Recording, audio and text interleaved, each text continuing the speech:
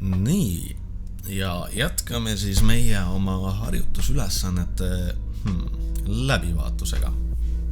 Ja teine ülesanne meil oli järgnev, et meie pidime leidma kõikide kahekohaliste naturaalarvude summe. Ja vaatame, kuidas me teeme seda. No, selle jaoks, et me saaksime teha, siis tegelikult teil väga palju poleks ja midagi mõelda, näete, teil on siin kõik valemid olemas. Täpselt niimoodi saategi leida kõik need. Aga vaatame natukene täpsemalt. Selle jaoks, et meie saaksime neid elukaid siin kuidagi rakendada, siis selle jaoks meil on vaja välja mõelda, mis need moodustised siin on. No meil on midagi siia vaja panna, midagi siia panna, igal pool on mida vaja panna. Mõtleme, mis asjad need on. No, näiteks, kui meie räägime kahekohalistest naturaalarvudest, siis see on mingisugune jada, ainu. Naturaalarvud, mis on nii-öelda nende selline tore vahe. Naturaalarvud loomulikult lähevad ju kogu aeg ühe võrra suuremaks, on ju, meil on 1 ja 2 ja 3 ja nii edasi. Okei, meil on üks asi juba käes, meil on vahe on olemas. Aga mis meil veel vaja teada on? Meil oleks vaja teada jada esimest liiget. No loomulikult, kuna tegelemist on nagu meil kahekohaliste arvudega, on ju, no siis meie jada esimene liige A1 on loomulikult ju 10. Ja kuna tegemist on kahekohaliste naturaalarvudega, siis mis on meie jada viimane number või arv? No, temaks on meil loomulikult 99, sellepärast, et järgnev arv on juba ju kolmekohaline. Ja näete, meil on peaaegu kõik info olemas, aga nüüd tekib selline küsimus, et see siin on nagu A, on ju. Aga mis selle A, ma panen siia praegu sellise asja nagu N, et mis tema see nii-öelda number on? No, mõelge niipidi, ma annan sellise väikese vihje, et kui teie, ma panen mingi kastikese ka siia ümber, kui teie mõtlete näiteks niimoodi, et meil näiteks esimene liige on 10, on ju. No, ütleme, 1 on 10. Teine liige on ju 11. Kolmas 12. Ja nii edasi. Siis, kui meie jõuame siia lõppu välja, meie jõuame 99-le, siis kuidas me selle numbri saame, on ju? No, on siin mingisugune ühine loogika või? No, näiteks, mis te saate?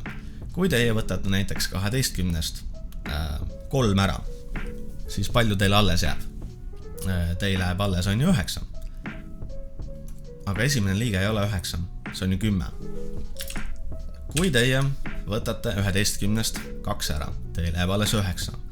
Aga ta ei ole 9, vaid esimene liige on 10. See, kui te mõtlete selle loogika peale, paljud õpilased ma olen näinud, panevad siia, et see number siin peab olema, ei, nad pannud valesti. Nad teevad niimoodi, nad võtavad 99 ja no, lahutavad 10 maha, on ju.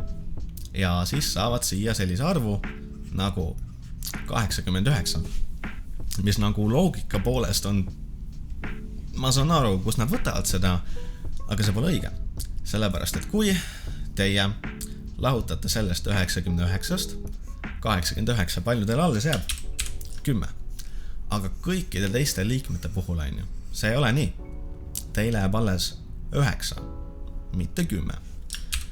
Mis tähendab seda, et see arv siin ei ole 89, vaid tema on 90 liige. Siin jadas on 99. Kes ei usu, võib lugeda ära, no 1 kuni 90 või 10 kuni 99, aga ma ei soovita. Kasutage pigem matemaatikat.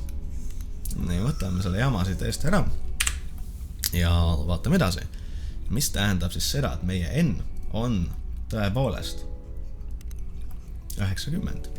Ja näete, nüüd meil on ju olemas kõik asjad. Meil on olemas siin A1, milleks on 10. Meil on siin AN, milleks on 99. Ja meil on olemas N, milleks on 90. Nii et võtame selle kena valemi ja hakkame pihta.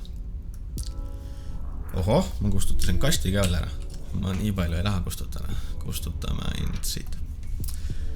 Ja võtamegi siis teeme punasega. S90. No ja mis me saame?